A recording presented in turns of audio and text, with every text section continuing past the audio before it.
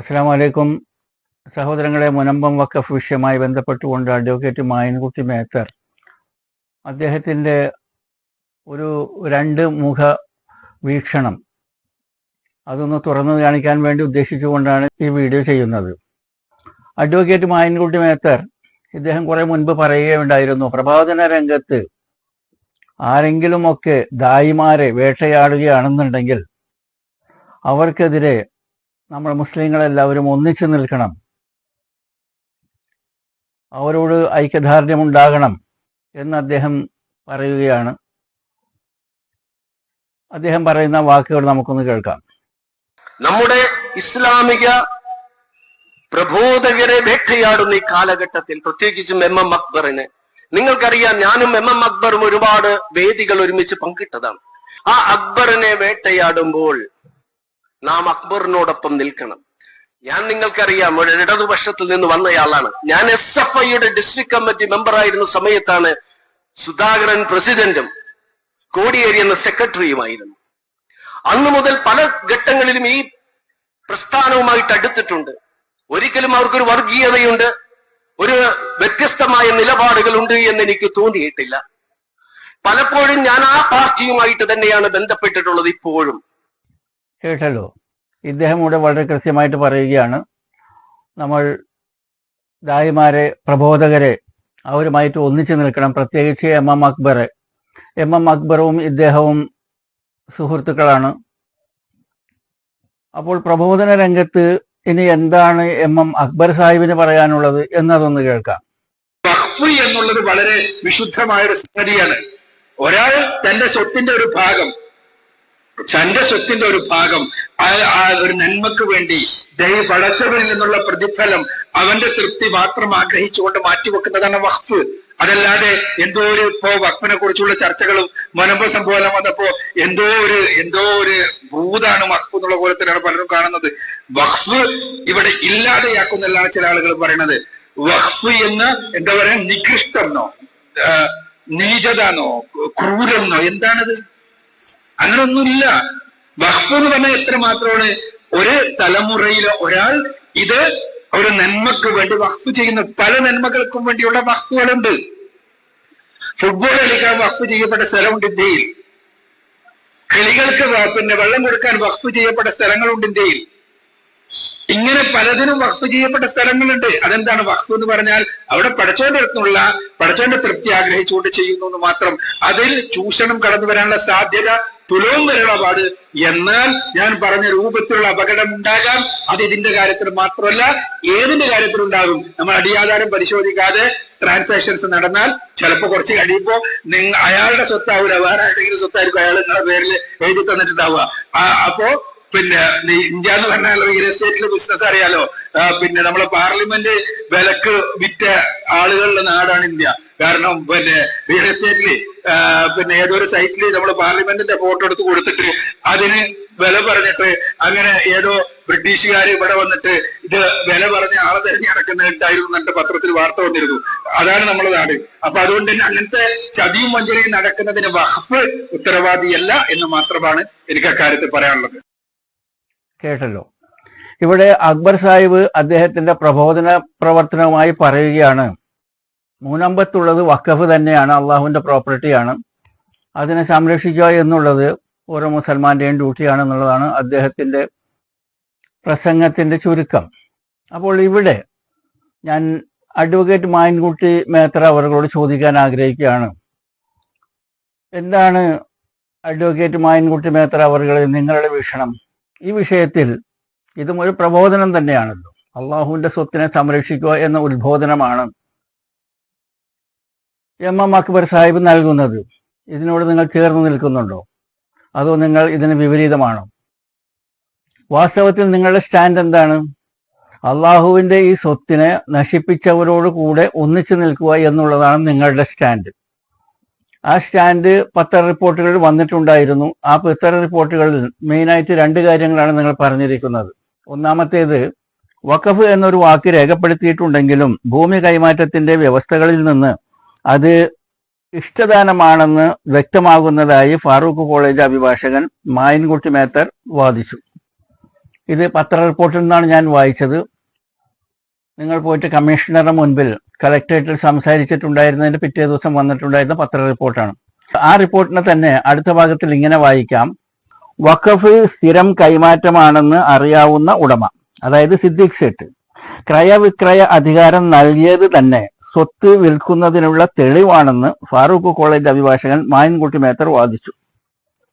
അപ്പോൾ ഇവിടെ എം അക്ബർ പറഞ്ഞിട്ടുണ്ടായിരുന്നത് ഇത് വഖഫ് സ്വത്താണ്, ഇതിനു വേണ്ടിയിട്ട് ഓരോ മുസ്ലിമും പ്രവർത്തിക്കേണ്ടതാണ് എന്ന് പറയുമ്പോൾ നിങ്ങൾ ഇവിടെ എം അക്ബറിനായിട്ട് ചേർന്ന് നിൽക്കുന്നില്ല. ഇതിന് കാരണം എന്താണ് എന്ന് നാട്ടുകാർക്ക് മുഴുവൻ അറിയാം. അതിന്റെ കാരണം ദീപസ്തംഭം മഹാശ്ചര്യം, ഫാറൂഖ് കോളേജ് മഹാശ്ചര്യം, ഇതാണ് നിങ്ങളുടെ വീക്ഷണം എന്നുള്ളത് എല്ലാവർക്കും അറിയാവുന്നതാണ്. അപ്പോൾ ബഹുമാനപ്പെട്ട അഡ്വക്കേറ്റ് മായൻകുട്ടി മേത്തറോട് എനിക്ക് പറയാനുള്ളത്, താങ്കളുടെ ഈ വീക്ഷണത്തിന് മാറ്റം വരേണ്ടത് വളരെ അത്യന്താപേക്ഷിതമാണ്. കാരണം ഇത് അള്ളാഹുവിന്റെ സ്വത്താണ്. ഇതിനെ നിങ്ങൾ കുട്ടിച്ചോറാക്കുന്നവരുടെ കൂടെ നിന്നു കൊടുക്കരുത്. കാരണം അള്ളാഹുവിന്റെ ശിക്ഷ വരുമ്പോൾ അവർക്ക് മാത്രമല്ല, അതിനെ സഹായിച്ചവർക്ക് കൂടി ആ ശിക്ഷ ഉണ്ടാകുമെന്ന് ഓർക്കുക. നിങ്ങൾക്കും കൂടി ആ ശിക്ഷ ഉണ്ടാകും എന്ന് ഞാൻ പറയാൻ കാരണം അത് ഖുർആനിന്റെ ആയത്തിന്റെ അടിസ്ഥാനത്തിലാണ് ഞാൻ പറയുന്നത്. അള്ളാഹു സുബ്ഹാനഹു വ തആല ഖുർആനിൽ പറയുന്നു, ഹേ സത്യവിശ്വാസികളെ, അള്ളാഹുവിന്റെ ആയത്തുകളെ ആരെങ്കിലും നിഷേധിക്കുന്നതോ പരിഹസിക്കുന്നതോ ആയി കണ്ടാൽ നിങ്ങൾ അവരോടൊപ്പം ഇരിക്കരുത്. ഇരുന്നാൽ നിങ്ങളും അവരെ പോലെ എന്ന് പറയുമ്പോൾ അവർക്ക് എന്താണോ അള്ളാഹ് ശിക്ഷ കണക്കാക്കി വെച്ചിരിക്കുന്നത് ആ ശിക്ഷ നിങ്ങൾക്കും ഉണ്ടാവും, നിങ്ങളും അവരെ പോലെ എന്ന് പറയുമ്പോൾ. ഇവിടെ എന്താണ് അള്ളാഹുവിന്റെ ആയത്തുകളെ അല്ലെങ്കിൽ ദൃഷ്ടാന്തങ്ങളെ പരിഹസിക്കുകയോ നിഷേധിക്കുകയോ ചെയ്യുന്നത്? സ്വത്ത് വഖഫ് ചെയ്യുക എന്നുള്ളത് അള്ളാഹുവിന്റെ ആയത്തുകൾ, അള്ളാഹുവിന്റെ ദൃഷ്ടാന്തങ്ങളിൽ പെട്ടിട്ടുള്ളതൊന്നാണ്. ആ ദൃഷ്ടാന്തത്തെയാണ് നിങ്ങൾ നിഷേധിച്ചിരിക്കുന്നത്. അപ്പോൾ ആ നിഷേധം നിങ്ങൾക്ക് അള്ളാഹുവിന്റെ ശിക്ഷക്ക് വഴിയൊരുക്കും എന്ന് നിങ്ങൾ പണ്ഡിതന്മാരോട് ചോദിച്ച് മനസ്സിലാക്കുക.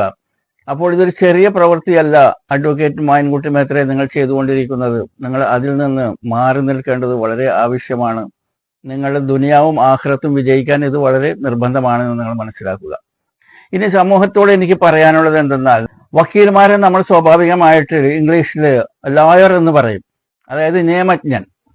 അത് തന്നെ ആ സ്പെല്ലിങ്ങിൽ ചെറിയൊരു മാറ്റം വരുത്തി കഴിഞ്ഞാൽ ലയർ ആയി മാറും. ലയർ എന്ന് പറഞ്ഞാൽ കളവ് പറയുന്നവൻ. ഒരു നല്ല ശതമാനം വക്കീൽമാരും കളവ് പറയാൻ ഒരു മടിയും കാണിക്കാത്തവരാണ്. അവരതിനെക്കുറിച്ചിട്ട് ശരിക്കും അന്വേഷിച്ചറിയാതെയാണ് അവർ ആ കളവ് പറയുന്നത്. അക്ബറിൽ നിന്നാണ് ഒരുപാട് കാര്യങ്ങൾ ഞാൻ മനസ്സിലാക്കിയത്. അക്ബർ ആവർത്തിച്ച് പലരോടും പറയുന്നത് കേട്ടിട്ടുണ്ട്. ഇവിടുത്തെ അറബി ടീച്ചർമാർക്ക് പോലും ശമ്പളം നൽകുന്നത് ഗവൺമെന്റാണ്. അത്രമാത്രം ഭാരതത്തിൽ മുസ്ലിങ്ങൾക്ക് സ്വാതന്ത്ര്യം നൽകുന്ന ഈ രാജ്യത്തെ നാം സ്നേഹിക്കണമെന്ന് ആവർത്തിച്ച് എത്രയോ പ്രസംഗവേദികളിൽ അക്ബർ പറയുന്നത് ഞാൻ കേട്ടിട്ടുണ്ട്. ഇനി എം അക്ബർ അത്തരത്തിൽ ഒരു നിരീക്ഷണം നടത്തി എന്നിരിക്കട്ടെ, അദ്ദേഹം പറഞ്ഞു എന്നിരിക്കട്ടെ. അങ്ങനെയാണെങ്കിൽ തന്നെ അഡ്വക്കേറ്റ് മായൻകുട്ടി മേത്തർ എങ്ങനെയാണ് പബ്ലിക്കായിട്ട് വന്നിട്ട് ഇത് അക്ബറിനെ റെഫർ ചെയ്തുകൊണ്ട് പറയുക? അദ്ദേഹത്തെ സംബന്ധിച്ചിടത്തോളം ഇത് കൃത്യമായിട്ട് അന്വേഷിച്ചറിയണം. അത് അദ്ദേഹത്തിനോടൊരു ബാധ്യതയാണ്. അള്ളാഹു ഓരോ മുസൽമാനും നൽകിയിരിക്കുന്ന ഒരു ബാധ്യതയാണ്. നിങ്ങൾ എന്തെങ്കിലും സമൂഹ മധ്യത്തിൽ വന്ന് പറയുന്ന സമയത്ത് നിങ്ങൾ അതിനെക്കുറിച്ചിട്ട് വ്യക്തമായി അന്വേഷിച്ചറിയണം. ഇത് ഖുർആനിൽ അല്ലാഹു സുബ്ഹാനഹു വ തആല വളരെ കൃത്യമായിട്ട് പറയുന്നുണ്ട്. യാ അയ്യുഹല്ലദീന ആമനൂ ഇൻ ജാഅക്കും ഫാസിഖുൻ ബിനബഇൻ ഫതബയ്യനു അൻ തുസീബു ഖൗമൻ ബിജഹാലത്തിൻ ഫതുസ്ബിഹു അലാ മാ ഫഅൽതും നാദിമീൻ. ഹേ സത്യവിശ്വാസികളെ, ഒരു അധർമ്മകാരി വല്ല വാർത്തയും കൊണ്ട് നിങ്ങളുടെ അടുത്ത് വരികയാണെന്നുണ്ടെങ്കിൽ നിങ്ങൾ വ്യക്തമായി അതിനെക്കുറിച്ചിട്ട് അന്വേഷിച്ചറിയണം. അല്ലാതെ ഒരു ജനതയ്ക്ക് നിങ്ങൾ ആപത്ത് വരുത്തി തീർക്കുകയും എന്നിട്ട് ആ ചെയ്തതിന്റെ പേരിൽ നിങ്ങൾ ഖേദക്കാരായി തീരാതിരിക്കാൻ വേണ്ടിയും. ഇവിടെ മായൻകുട്ടി മേത്തറെ സംബന്ധിച്ചിടത്തോളം അദ്ദേഹം ഖേദക്കാരനായി മാറും. എന്തുകൊണ്ടെന്നാൽ അദ്ദേഹം അന്വേഷിച്ചറിഞ്ഞിട്ടില്ല മദ്രസ അധ്യാപകർക്ക് സർക്കാർ ശമ്പളം കൊടുക്കുന്നുവോ ഇല്ലയോ എന്നുള്ളത്. എന്നിട്ട് ഇസ്ലാമിനെതിരെ മറ്റുള്ള മതസ്ഥർ ആഞ്ഞടിക്കുകയുണ്ടായിരുന്നു. കണ്ടില്ലേ, ഇസ്ലാമിന് ഇവർ ശമ്പളം കൊടുക്കുന്നത് സർക്കാരാണ്, സർക്കാർ ഇങ്ങനെ കൊടുക്കുന്നുണ്ടോ ഇല്ലയോ എന്നുള്ളത് വളരെ ഈസി ആയിട്ട് നമുക്കത് അന്വേഷിക്കാൻ കഴിയും. മൈനോറിറ്റി വെൽഫെയർ .കേരള എന്ന വെബ്സൈറ്റിൽ പോവുകയാണെന്നുണ്ടെങ്കിൽ ഇത്തരത്തിൽ മൈനോറിറ്റിക്ക് വേണ്ടിയിട്ട് സർക്കാർ എന്തൊക്കെ ചെയ്യുന്നുണ്ട് എന്തൊക്കെ ചെയ്യുന്നില്ല എന്നുള്ളത് വളരെ കൃത്യമായിട്ട് അറിയാം. അവിടെ കോൺടാക്ട് അസ് എന്ന് പറഞ്ഞിട്ടുള്ള ആ ഒരു ലിങ്ക് ക്ലിക്ക് ചെയ്യുകയാണെന്നുണ്ടെങ്കിൽ അവരുമായി ബന്ധപ്പെട്ടുള്ള ആളുകളുടെ ഫോൺ നമ്പറുകളൊക്കെ കിട്ടും. ഫോൺ നമ്പറിൽ അദ്ദേഹത്തിന് വളരെ വിത്തിൻ 5 minutes 10 minutes കാര്യങ്ങളുടെ സത്യാവസ്ഥ ഇദ്ദേഹത്തിന് മനസ്സിലാക്കാൻ കഴിയും. പക്ഷേ അദ്ദേഹം അത് ചെയ്യുകയുണ്ടായില്ല. മുസ്ലിം പ്രീണനത്തിനും അതുവഴി വോട്ട് ബാങ്കിങ്ങും ലക്ഷ്യമാക്കിക്കൊണ്ട് സർക്കാർ മദ്രസാധ്യാപകർക്ക് 2000 കോടിയോളം രൂപ ശമ്പള ഇനത്തിൽ നൽകുന്നു എന്ന ആരോപണത്തിന് മറുപടി പറഞ്ഞുകൊണ്ട് അന്നത്തെ ന്യൂനപക്ഷ ക്ഷേമ വകുപ്പ് ഡയറക്ടർ AB മൊയ്തീൻകുട്ടി സാഹിബ് പത്രങ്ങൾക്ക് നൽകിയിട്ടുണ്ടായിരുന്ന റിപ്പോർട്ടിന്റെ ഭാഗമാണ് നിങ്ങളിവിടെ കാണുന്നത്. മദ്രസാധ്യാപകർക്ക് 2000 കോടി സർക്കാർ ശമ്പളമായി നൽകുന്നുവെന്ന ആരോപണത്തിൽ വസ്തുതയുണ്ടോ? 1 രൂപ പോലും മദ്രസാധ്യാപകർക്ക് സർക്കാർ ശമ്പളമായി നൽകുന്നില്ല. സച്ചാർ കമ്മീഷൻ റിപ്പോർട്ടിന്റെ അടിസ്ഥാനത്തിൽ മദ്രസ വിദ്യാഭ്യാസം തുടർ പഠന യോഗ്യതയായി പരിഗണിക്കണമെന്ന് നിർദ്ദേശമുണ്ട്. പ്രധാനമന്ത്രിയുടെ 15 പരിപാടിയിലും മുഖ്യ നിർദ്ദേശങ്ങളിലൊന്ന് വിദ്യാഭ്യാസ ലഭ്യതയ്ക്കുള്ള സൗകര്യം വർദ്ധിപ്പിക്കണമെന്നാണ്. ഏരിയ ഇന്റൻസീവ് പ്രോഗ്രാമിലും മദ്രസ ആധുനികവൽക്കരണത്തിനും കേന്ദ്ര സർക്കാർ മുൻകാലങ്ങളിൽ നൽകിയിരുന്ന തുക ഇപ്പോൾ കേരളത്തിൽ ലഭിക്കുന്നില്ല. ഇവിടെ മദ്രസ ക്ഷേമനിധിയുണ്ട്. 1500 രൂപ വീതം 411 അധ്യാപകർക്ക് പെൻഷൻ നൽകുന്നുണ്ട്. തുടക്കത്തിൽ 800 രൂപയായിരുന്നു. 5 വർഷം ക്ഷേമനിധിയിൽ 100 രൂപ വീതം അടച്ചവർക്കേ ഈ ആനുകൂല്യം ലഭിക്കുന്നുള്ളൂ. അപ്പോൾ ഇവിടെ പെൻഷൻ ലഭിക്കണമെന്നുണ്ടെങ്കിൽ പോലും ഓരോ അധ്യാപകരും 5 വർഷം തുടർച്ചയായിട്ട് 100 രൂപ വീതം അടച്ചവർക്കാണ് ഈ ആനുകൂല്യം ലഭിക്കുന്നുള്ളൂ. ഒരു കാര്യം ഇവിടെ എടുത്തു പറഞ്ഞിരിക്കുന്നത്, മതപഠനത്തിന് മുസ്ലിങ്ങൾക്ക് 1 രൂപ പോലും സംസ്ഥാന ഖജനാവിൽ നിന്ന് നൽകുന്നില്ല. ഇദ്ദേഹം വന്നിട്ട് ജനസമക്ഷം പറയുകയാണ് മദ്രസ അധ്യാപകർക്ക് സർക്കാരാണ് ശമ്പളം കൊടുക്കുന്നത്. ആ ഒരു സ്റ്റാറ്റിക്സിനെ വെച്ച് ഇദ്ദേഹം ഈ ഫാറൂഖ് കോളേജുമായി ബന്ധപ്പെട്ടുകൊണ്ടുള്ള വിഷയത്തിൽ എടുത്തിട്ടുള്ള തീരുമാനത്തെ അളക്കുകയാണെന്നുണ്ടെങ്കിൽ അദ്ദേഹം ശരിക്കും അന്വേഷിക്കാതെ അഡ്വക്കേറ്റ് മായൻകുട്ടി മാത്തർ അത് അന്വേഷിക്കാതെയാണ് ഈ വന്നിട്ടുള്ള പ്രസ്താവന നടത്തിയിരിക്കുന്നത് എന്ന് നമുക്ക് മനസ്സിലാക്കാൻ കഴിയും. എന്തുകൊണ്ടെന്നാൽ ഫാറൂഖ് കോളേജ് തികച്ചും വഞ്ചകരാണ്. അവരെ സംബന്ധിച്ചിടത്തോളം 1950-ൽ ഫാറൂഖ് കോളേജിന് അഫിലിയേഷൻ ലഭിച്ചിട്ടുണ്ടായിരുന്നില്ല. അഫിലിയേഷന് വേണ്ടിയിട്ടാണ് ഈ സ്വത്തിനെ ഫാറൂഖ് കോളേജ് ഉപയോഗപ്പെടുത്താൻ വേണ്ടിയിട്ട് സിദ്ദീഖ് സേഠിനെ അവർ സമീപിക്കുകയും വഖഫ് ആവശ്യപ്പെടുകയും അങ്ങനെ സിദ്ദീഖ് സേഠ് വഖഫ് നൽകുകയും കൊടുത്തു കഴിഞ്ഞപ്പോൾ അവിടെ മദ്രാസ് യൂണിവേഴ്സിറ്റിയിലെ വൈസ് ചാൻസലറായിരുന്ന ആർക്കോട്ട് ലക്ഷ്മണ മുതലിയാർ എന്ന് പറയുന്ന വ്യക്തി അദ്ദേഹം പറയുകയുണ്ടായിരുന്നു, നിങ്ങളുടെ ഭൂസ്വത്തുക്കൾ അതിനെ കൊളാറ്ററൽ സെക്യൂരിറ്റി ആയിട്ട് ഞങ്ങൾ സ്വീകരിക്കണമെന്നുണ്ടെങ്കിൽ അതിനകത്ത് ക്രയവിക്രയാധികാരവും ഉണ്ടാവണം, അതിന്റെ വാല്യൂയും കാണിച്ചിരിക്കണം എന്ന് അദ്ദേഹത്തിന്റെ അഭിപ്രായ പ്രകാരം ആവശ്യപ്പെട്ടത് പ്രകാരമാണ് ഫാറൂഖ് കോളേജ് സിദ്ദീഖ് സേഠിനോട് ഇതിനകത്ത് ക്രയവിക്രയ അധികാരം എഴുതാനും അതിന്റെ വില കാണിക്കാനും ആവശ്യപ്പെട്ടിരിക്കുന്നത് എന്ന വസ്തുത ഫാറൂഖ് കോളേജുമായി ബന്ധപ്പെട്ടുകൊണ്ട് അഡ്വക്കേറ്റ് മായൻകുട്ടി മേത്തർ മനസ്സിലാക്കിയിരുന്നെങ്കിൽ അദ്ദേഹം ഒരിക്കലും വന്ന് പറയുകയില്ല ക്രയവിക്രയാധികാരം നൽകിയത് കൊണ്ട് ഇത് ഫാറൂഖ് കോളേജിന് വിറ്റ് പുട്ടടിക്കാൻ കഴിയും എന്ന ആ ഒരു പ്രസ്താവന ഇദ്ദേഹം പബ്ലിക്കിന്റെ മുന്നിൽ പറയുകയില്ലായിരുന്നു. അതുകൊണ്ടാണ് ഞാൻ പറഞ്ഞിട്ടുണ്ടായിരുന്നത്, അള്ളാഹു ഖുർആനിൽ പറഞ്ഞിട്ടുള്ളത്, സത്യവിശ്വാസികളെ ഒരു അധർമ്മകാരി വല്ല വാർത്തയും കൊണ്ടുവന്നാൽ നിങ്ങൾ അതിനെക്കുറിച്ച് വ്യക്തമായി അന്വേഷിച്ചറിയണം. അപ്പോൾ ഒരു വക്കീലിന്റെ ഡ്യൂട്ടിയാണ് വ്യക്തമായി അന്വേഷിച്ചറിയുക എന്നുള്ളത്. അല്ലാതെ ഫീസ് കിട്ടും, തരക്കേടില്ലാത്ത ഘനത്തിൽ ഫീസ് കിട്ടും എന്ന് പറഞ്ഞതുകൊണ്ട് അന്വേഷിച്ചറിയാതെ അവർ പറയുന്നതൊക്കെ അതേപടി ഏറ്റു പറയുക എന്ന് പറഞ്ഞു കഴിഞ്ഞാൽ ഒരുപക്ഷെ നിങ്ങൾ കേസ് വിജയിക്കുമായിരിക്കും, പക്ഷേ അള്ളാഹുവിന്റെ കോടതിയിൽ തോറ്റ് തൊപ്പിയിട്ട് പോകും എന്ന് മായൻകുട്ടി മാത്രം മനസ്സിലാക്കുക. ഈ ചിത്രത്തിൽ കാണുന്ന ഒരിക്കൽ ഹീറോ ആയിരുന്ന അൻവർ സമരപന്തലിലേക്ക് വരികയാണ്. അവിടെയുള്ള കള്ളുഷാപ്പുകൾക്കും അവിടെയുള്ള റിസോർട്ട് മാഫിയക്കും അവർക്കെല്ലാം ഐക്യദാർഢ്യം പ്രഖ്യാപിച്ചുകൊണ്ട് അദ്ദേഹം സമരപന്തലിൽ അവരെ അഭിസംബോധന ചെയ്ത് സംസാരിക്കുന്നു. വോട്ട് ബാങ്കിങ് തന്നെയാണ് ലക്ഷ്യം. അദ്ദേഹം തന്റെ തുടക്കകാലത്ത് പറയുകയുണ്ടായിരുന്നു, ഞാൻ 5 നേരം നമസ്കരിക്കുന്ന ഒരു വ്യക്തിയാണെന്ന് പറഞ്ഞിട്ടുണ്ടായിരുന്നു. ആ പറഞ്ഞത് തന്നെ ഒരു വിവാദമാവുകയും ഉണ്ടായിരുന്നു. അപ്പോൾ 5 നേരം നമസ്കരിക്കുന്ന വ്യക്തിയാണ് ഇദ്ദേഹം എങ്കിൽ എങ്ങനെയാണ് അള്ളാഹുവിന്റെ സ്വത്ത് അന്യാധീനപ്പെടുത്താൻ വേണ്ടി ഇദ്ദേഹം സമരപ്പന്തലിൽ വന്ന് അവർക്ക് ഐക്യദാർഢ്യം പ്രഖ്യാപിക്കുന്നത് എന്ന് ചിന്തിക്കാൻ പോലും കഴിയുകയില്ല.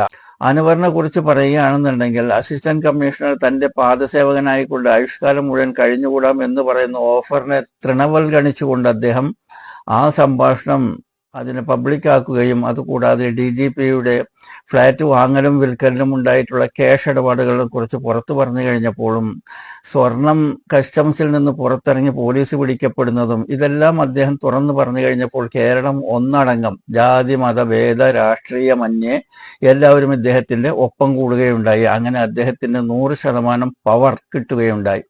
ഈ 100% പവറും കൊണ്ട് ഇദ്ദേഹം DMK ആകാൻ വേണ്ടിയിട്ട് തമിഴ്നാട്ടിലേക്ക് പോയി കഴിഞ്ഞപ്പോൾ സ്റ്റാലിൻ ഇദ്ദേഹത്തിന് മുഖം കൊടുക്കാതായി കഴിഞ്ഞപ്പോൾ ഇദ്ദേഹത്തിന്റെ പവറിൽ നിന്ന് 25% പവർ കെട്ടടങ്ങിപ്പോയി. അങ്ങനെ ബാക്കിയുള്ള 75% പവറും കൊണ്ട് ജീവിച്ചിരിക്കുന്ന സമയത്ത് ഇദ്ദേഹം തൃണമൂൽ കോൺഗ്രസിൽ പോയി അടിയറവ് പറഞ്ഞു കഴിഞ്ഞപ്പോൾ അദ്ദേഹത്തിന്റെ 25% പവറും കെട്ടുപോയി. അപ്പോൾ ബാക്കി ഇപ്പോൾ 50% പവറും കൊണ്ടാണ് അൻവർ ജീവിച്ചുകൊണ്ടിരിക്കുന്നത്. ഇനി ഈ 50% പവറുള്ള അൻവർ സമരപ്പന്തലിൽ വന്ന് അവിടുത്തെ ഈ റിസോർട്ട് മാഫിയയ്ക്കും അവിടുത്തെ മദ്യശാലകൾക്കും അവിടുത്തെ വ്യഭിചാരശാലകൾക്കും ഐക്യദാർഢ്യം പ്രഖ്യാപിച്ചുകൊണ്ട് അള്ളാഹുവിന്റെ സ്വത്തിനെ അലങ്കോലപ്പെടുത്തി കഴിഞ്ഞാൽ ബാക്കിയുള്ള 50% പവറും ഇദ്ദേഹത്തിന്റെ പോയിട്ട് ഇദ്ദേഹം ഒരു പവറില്ലാത്ത 0 പവർ മനുഷ്യനായി മാറും. അള്ളാഹു ഇദ്ദേഹത്തെ അത്തരത്തിൽ ആക്കും. അള്ളാഹുവിന്റെ സ്വത്തിനെ കൊണ്ട് കളിക്കാൻ വേണ്ടിയാണ് ഇദ്ദേഹം വരുന്നത്. ലെറ്റസ് വെയിറ്റ് ആൻഡ് സീ അൻവറിന് എന്ത് സംഭവിക്കും എന്ന് നമുക്ക് നോക്കി കാണാം. അൻവറിന് ഇത്തരത്തിലുള്ള ഒരു പ്രത്യാഘാതം ഇഷ്ടപ്പെടുന്നില്ല എന്നുണ്ടെങ്കിൽ അൻവറിന്റെ അടുത്ത് നിങ്ങൾ പറഞ്ഞു മനസ്സിലാക്കുക. അദ്ദേഹത്തെ അറിയുന്നവർ, നിങ്ങൾ ആർക്കെങ്കിലും അദ്ദേഹവുമായി ബന്ധപ്പെടാൻ പറ്റുമെങ്കിൽ അദ്ദേഹത്തിന്റെ നമ്പർ അറിയുമെങ്കിൽ അറിയിച്ചു കൊടുക്കുക എന്ന് അദ്ദേഹത്തിനോട് ഒരു സ്നേഹോപദേശം നൽകിക്കൊണ്ട് ഞാൻ ഈ വീഡിയോ ഇവിടെ അവസാനിപ്പിക്കുകയാണ്. So thank you for watching. ജസാക്കല്ലാഹു ഖൈർ. അസ്സലാമു അലൈക്കും.